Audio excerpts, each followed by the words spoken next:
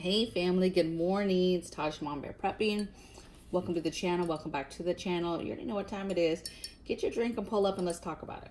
So I want to talk about something that I'm pretty passionate about, and that is grid down, preparing for grid down, preparing for no power, preparing for no internet, that type of thing.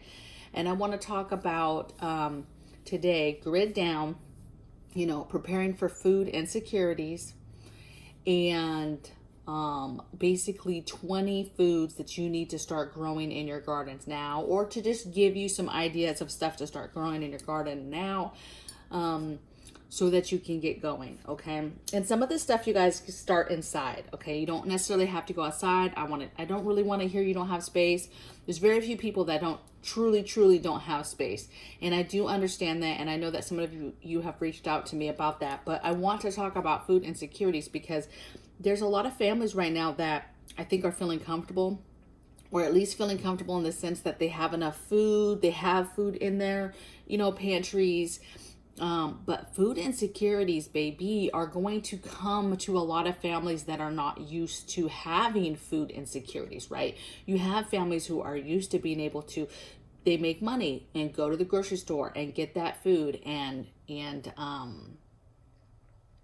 are able to buy food and are just fine, right?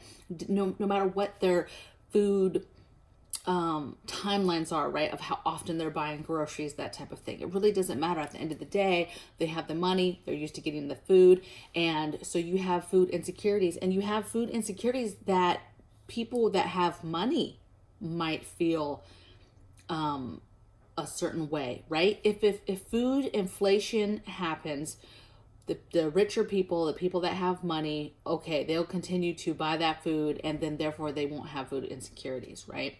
But if we get to a point, imagine, where there's no more food on the shelves are empty. It doesn't matter how much money you have. If the food is not there to buy, it's just not there to buy. And you're not elite just because you make decent money.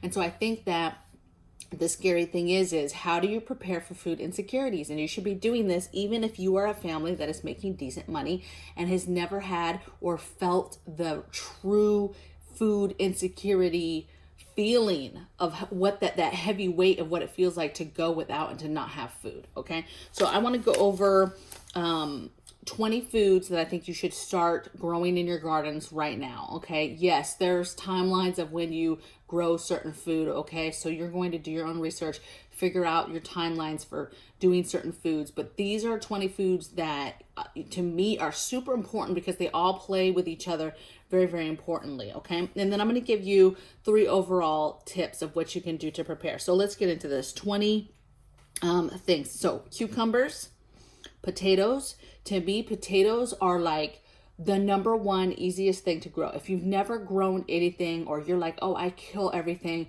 start with potatoes. Get some grow bags from Amazon. They're super cheap. Get a pack of 5 or 10. Grab some grow bags.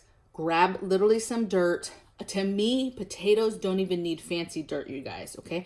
A lot of plants do need you to cater to the dirt, okay, to the soil and what is in it to feed it, and so that it will not only produce a plant, but produce harvest, produce the fruit or vegetable, okay?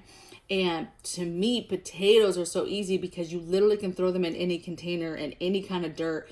And I'm talking about potatoes you get from the store that you just got from the store, cut in half, like normally what I'll do is I'll let them sit for a little bit. Like let's say I get a bag, let half that bag sit out, let them start to sprout. As soon as they sprout, I cut them in half. I just throw them in some dirt, you guys. I don't throw them very far. I don't do anything fancy.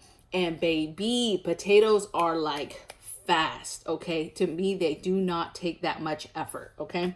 Sorry, I got stuck on that. Cucumbers I love too, because obviously cucumbers and pickles, and when I just started this year, cucumbers was the very first seed that popped for me, and it was the very first plant that actually started producing food. And I ate the crap out of some cucumbers this year. Onions, garlic, broccoli, cauliflower, carrots, zucchini, collard greens, sweet potatoes. Again, sweet potatoes, same thing. I just threw them in the pot and they took off, okay? Peppers, green beans. Then I put avocados, okay? So an avocado tree, squash, snap peas, tomatoes, spinach. I didn't put any kind of other lettuces, you guys. I just said spinach. That's what we kill in this house. And then I put lemon tree if you can, or orange tree if you can, and then any herbs you eat. And I just kind of put the herbs all together as one because everything is different, whether it's basil. So you have herbs that are good for cooking, right? Rosemary, thyme, basil, parsley, cilantro, all that good stuff. Then you have herbs that are also good for antibiotic type stuff that are just good plants to have out there, like lavender, stuff like that. Okay, so now some of the stuff, right? So I can already hear people, right? She said a lemon tree, she said orange tree, you know, we don't live somewhere where we can do that. 100% got that, okay? If it is a certain plant, it's not warm enough where you live, you can't handle it, whatever, that's fine. I literally on my patio, guys, have almost all of this stuff. Let me just go through and tell you out of all those 20 things I don't have on my patio garden. I don't have the broccoli and cauliflower stuff because those are big heads and they take lots of space, and I don't have the space for big head or big vegetables that need a lot of growth space. Same thing why I don't have zucchini and the squash yet. But everything else on here, potatoes, cucumbers, onions, garlic, carrots, collard greens, sweet potatoes, peppers, tomatoes. I just started green beans, herbs. Yes, I have that. Spinach. I didn't do very well with our spinach. For some reason, I couldn't get it to take. I was trying to do it from seed. So I was not successful with my spinach this year. And then obviously it's warm where we live. I don't have an orange tree or a lemon tree. We're planning to go to a different state that's a little bit colder. Some people will say, hey, the avocados aren't going to make it, but I'm going to have a greenhouse. I'm going to make sure that those avocado trees, I have 3 avocado trees that, again, I just took my seed from an avocado that I ate here at the house. I threw some seeds in there. Avocados take much longer. It's like 8-9 weeks. And I just knew they weren't going to pop. I put them in the dirt. I didn't do anything special. I was like, they're not going to pop. They're not going to pop. Baby, all 3 popped, okay? But again, it took a really long time. It took more like 9-10 weeks. But they did pop, and they're doing beautifully, okay? So tips. Number 1 was what I just mentioned. 20 foods to grow right now that you need to get started, okay? Now, let's think about this. I want you to just start gardening so that you can learn how to garden. You can start doing something with your hands. You can feel how it feels to grow something, to pick that thing, to then preserve it or eat it. There's nothing better than picking something from your garden, washing it, right?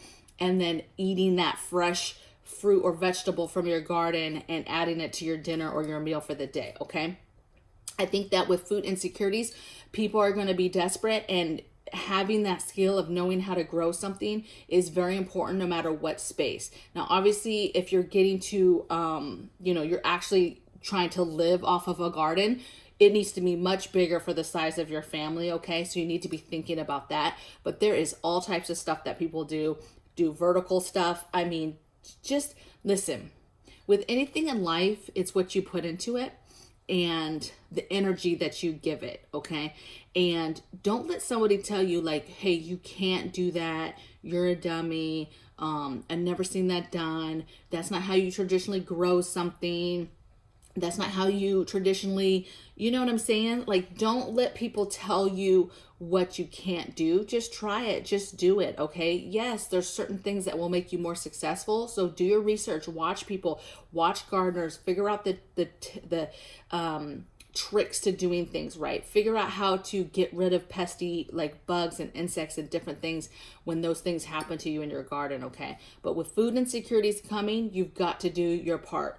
Another tip is going to be figuring out how you're going to ration stuff now. With the food you have in your house now, 1, don't stop stockpiling, but with the food that you have in your home right now, what is your rationing game plan? What is the plan for rationing? Is it just to, okay, I'm going to make the same amount of food that I'm making now, but then I'm going to half it and try to keep half of it, but then where are you keeping that other half? Is it going to go bad? Do you have power or not? You know, do you have a fridge to put it in to keep it? Is it something that can sit on the counter and still be ate the next day? You need to think about that. Or do you need to scale down and make half of what you're making, right? Getting those recipes together so you're making half, and then your family understanding that, hey, when the shit hits the fan, you guys are going to be eating less, okay? You're going to be eating much smaller plates of stuff, or we're only going to eat, hey, instead of 3 meals a day, we're going to eat 2 meals a day, and those meals are going to be smaller, and then we're going to have these snacks in between. Like, what is the game plan for making your food that you currently have last as long as possible? If you do not think that through now, that's a problem later when you have your family on you, like, we're not eating enough. They don't even understand what rationing is or what's happening. You haven't really practiced, or whoever cooks in the house hasn't really practiced scaling it back and cooking less and serving less, and the discipline that comes with that, right? Americans, like, we're fat, okay? And we eat. And there's a lot of families that are going to have a hard time at first. Yes, there's going to be panic of like, oh, we only have so much food, but it's still going to be hard for people to mentally scale back to make that food last, and to think about how that food you have, yeah, you have it now, but you have to make it last much, much longer than what you're used to making it last right now. Because you could die if you don't make that food last as long as you need it to last, okay?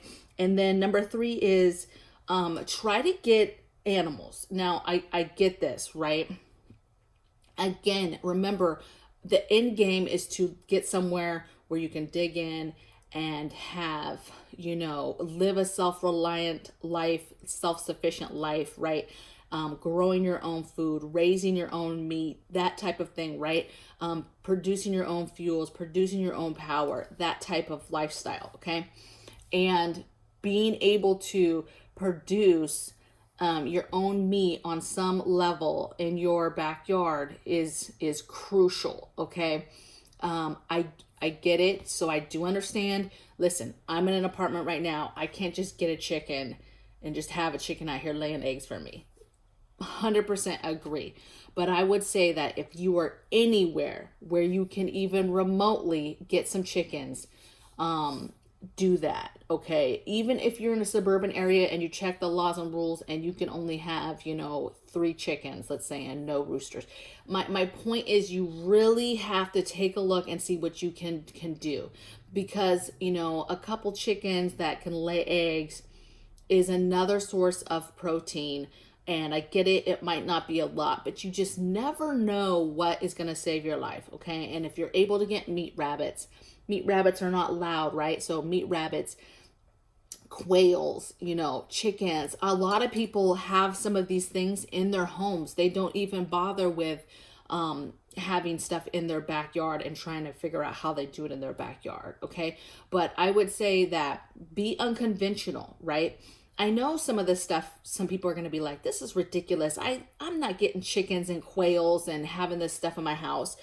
But with global famine at the levels that it is at right now, and then you throw in that the supply levels and the supply chain and how we're not getting the food levels of food and the levels of crops being grown, and all of that stuff should concern you, and it should make you be thinking a little unconventional. It should be making you think like, okay, how could we get, meat in our situation? Okay. And I get it. I understand if this piece of the tip is like, you're like, okay, this is ridiculous. I live in an apartment. I'm not doing this. Or I live in suburbia and I'm not getting chickens. And that's fine. And that's your prerogative. I'm just here to give you some ideas. I tell you what, as soon as we move, we're getting meat on the property. Okay. But I understand. I'm in an apartment, right? But there's things you can do right now in an apartment. You could be researching what you're going to do when you get to your next place. Research what kind of chickens, what kind of quails, what kind of rabbits, researching how to take care of those animals, getting the antibiotics and the different medicines that you might need to be able to keep those animals healthy, okay? How are you going to feed them? What does that look like? Where are you going to get that product from, where you're going? There's a lot of stuff that you can do for free to get ready for the moment that you do make a move to get, to finally make a move to have where you have some kind of meat on your property. Okay.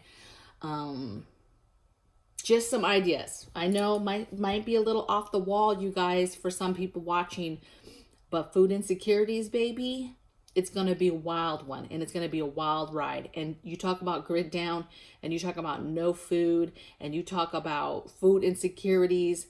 You know, it's all fun and games until it's not fun and games. So let me know in the comments below what you guys think of this video, what you guys are doing to get ready. What are your thoughts on, you know, unconventional means? You know, I get it. If you're on a homestead, you're like, yeah, that's exactly what you should be doing, right? But I'm more excited to hear from the people that are, you know, are in apartments or are in rental homes or are in, you know, homes in a suburban area, suburban setting, and you're a little uncomfortable on what levels of preparedness you can do in regards to growing your own food and keeping your own animals. All right. So I will see you guys tomorrow in the next video. Take care. Bye.